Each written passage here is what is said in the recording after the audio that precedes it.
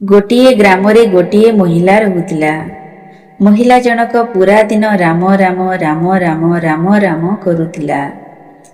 ସକାଳୁ ସନ୍ଧ୍ୟା ଯାଏ ଖାଲି ରାମ ରାମରେ ଦିନ ଚାଲୁଥାଏ। ଦିନେ ମହିଳା ଜଣକ ଠାକୁରଙ୍କ ପାଇଁ ପ୍ରସାଦ ବନାଉଥିଲା। ଏହି ସମୟରେ ଘରର ପଛପଟୁ ଗୋଟିଏ ବଡ଼ ଶବ୍ଦ ଶୁଣାଗଲା।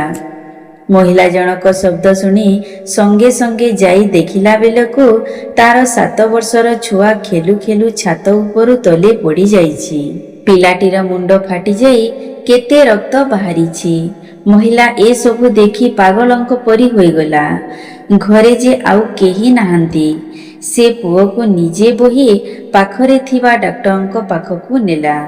ଏହି ସମୟରେ ଡାକ୍ତର ଘରକୁ ଯିବା ପାଇଁ ବାହାରୁଥିଲେ। ପିଲାଟିର ଏପରି ଅବସ୍ଥା ଦେଖି ସଙ୍ଗେ ସଙ୍ଗେ ତାର ଚିକିତ୍ସା ଆରମ୍ଭ କରିଦେଲେ। ଡାକ୍ତର କହିଲେ, ପିଲାଟିର ମୁଣ୍ଡ ବେଶୀ ଫାଟିଯିବା କାରଣରୁ ତାର ବହୁତ ରକ୍ତ ବୋହିଯାଇଛି। ଯଦି ଆଉ କିଛି ସମୟ ବିଳମ୍ବ ହୋଇଯାଇଥାନ୍ତା ତାହେଲେ ବଞ୍ଚିବା ବହୁତ କଷ୍ଟ ହୋଇଯାଇଥାନ୍ତା। ଏ କଥା ଶୁଣି ମହିଳା ଜଣକ ଭୋ ଭୋ ହୋଇ କାନ୍ଦିବାକୁ ଲାଗିଲା। ତା ମନରେ ସଂଶୟ ଆସିଗଲା।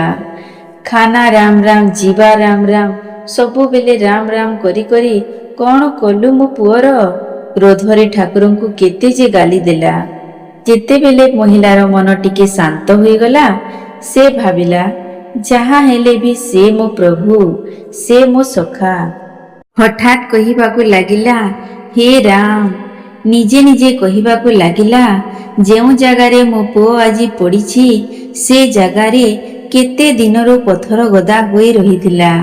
ଆଉ ସେ ପଥର ସବୁ କାଲି ଲୋକମାନେ ସଫା କରିଛନ୍ତି। ଯଦି ପଥର ଥାନ୍ତା ଆଉ ତା ଉପରେ ମୋର ପୁଅ ପଡ଼ିଥାନ୍ତା ତାହେଲେ କ'ଣ ମୋ ପୁଅକୁ ମୁଁ ବଞ୍ଚାଇ ପାରିଥାନ୍ତି? ଏତିକି ବେଳେ ତାକୁ ଗୋଟେ ଶବ୍ଦ ଶୁଣାଗଲା, ମୁଁ ପରା ଅଛି। ତାପରେ ମହିଳା ଭାବିଲା, ମୋର ତ ଏବେ ଏବେ ପେଟ ଅପରେସନ ହୋଇଥିଲା। ଡାକ୍ତର କହିଥିଲେ ବେଶୀ ଓଜନିଆ ଜିନିଷ ଉଠାଇବ ନାହିଁ। ମୁଁ କେମିତି ଏତେ ବଡ଼ ଛୁଆକୁ ଟେକି ଏତେ ଦୂର ଆଣିପାରିଲି?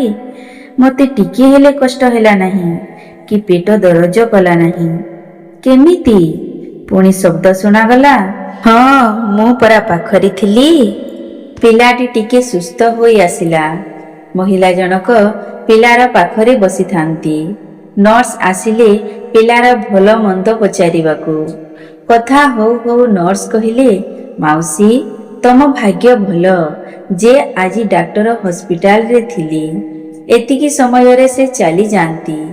କଥା କ'ଣ କି ଆଜି ଡାକ୍ତର ବାବୁ ଘରକୁ ଯିବା ସମୟରେ ତାଙ୍କର ଗୋଡ଼ ମୋଡ଼ି ହୋଇଗଲା।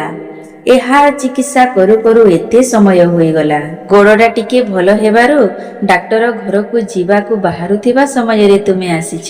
ପୁଣି ଗୋଟିଏ ଶବ୍ଦ ଶୁଣାଗଲା, ଦେଖିଲୁ ମୁଁ ତୋ ପାଇଁ କେତେ କାମ କରିଛି। ଏତେ ସବୁ ବିଚିତ୍ର ଘଟଣା ବିଷୟରେ ଭାବି ଭାବି ମହିଳା କେତେ ଯେ ଭଗବାନଙ୍କୁ ଧନ୍ୟବାଦ ଦେଲା। ସେ ନିଶ୍ଚିନ୍ତ ହୋଇଗଲା ଯେ ଏ ଭବସାଗରରୁ ପାରି କରିବାକୁ ରାମ ଅଛନ୍ତି। ଏ ସଂସାର ମିଛ ହୋଇପାରେ କିନ୍ତୁ ମୋର ରାମ ନୁହଁ।